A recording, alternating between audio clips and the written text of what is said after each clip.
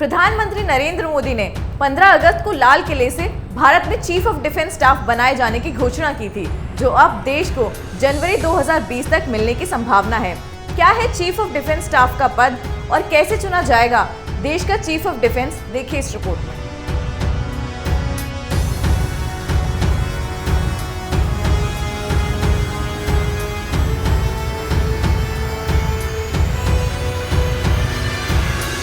देश को जनवरी 2020 तक चीफ ऑफ डिफेंस स्टाफ मिलने की संभावना है। राष्ट्रीय सुरक्षा सलाहकार अजीत डोवाल के नेतृत्व वाली समिति ने इस पर नियुक्ति के तौर तरीकों को अंतिम रूप देने में जुटी है। इसे मंजूरी मिलने के बाद थल सेना, वायुसेना और नौसेना के एकीकृत सैन्य सलाहकार की नियुक्ति का रास्ता साफ हो जाएगा। 1999 में गठित की गई कारगिल सुरक्षा समिति ने इस संबंध में सुझाव दिया था। सेना के आधिकारिक सूत्रों ने थल सेना, नौसेना और वायुसेना पहले ही इस नए पद के लिए अपने सीनियर कमांडो के नामों की सिफारिश कर चुकी हैं। चीफ ऑफ डिफेंस स्टाफ की नियुक्ति का मकसद भारत के सामने आने वाली सुरक्षा चुनौतियों से निपटने के लिए तीनों सेनाओं के बीच तालमेल बढ़ाना है। प्रधानमंत्री नरेंद्र मोदी ने 15 अगस्त को ऐतिहासिक सैन्य सुधार की घोषणा करते हुए कहा था कि भारत की तीनों सेनाओं के लिए एक प्रमुख होगा, जिसे CDS कहा जाएगा। प्रधानमंत्री की घोषणा के बाद राष्ट्रीय सुरक्षा सलाहकार अजीत डोवाल की अध्यक्षता में एक इम्प्लीमेंटेशन समिति का गठन किया गया, जो CDS की नियुक्ति के तौर तरीकों को और उनकी जिम्मेदारियों को अंतिम रूप देगी।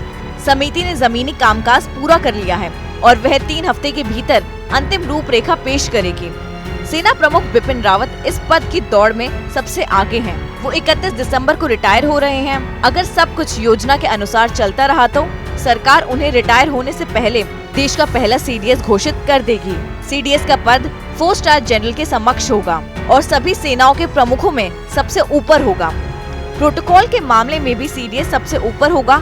CDS मुख्यतः रक्षा और रणनीतिक मामलों में प्रधानमंत्री और रक्षा मंत्री के एकीकृत सैन्य सलाहकार के रूप में काम करेगा।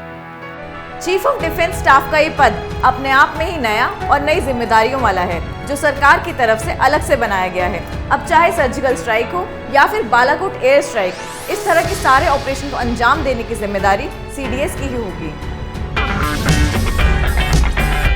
अगर आपको हमारा वीडियो पसंद आया हो तो इसे लाइक करें, हमारे चैनल को सब्सक्राइब करें और हाँ, बेल आइकन दबाना ना भूलें, ताकि आप तक हमारे वीडियो की नोटिफिकेशन पहुंचती रहे।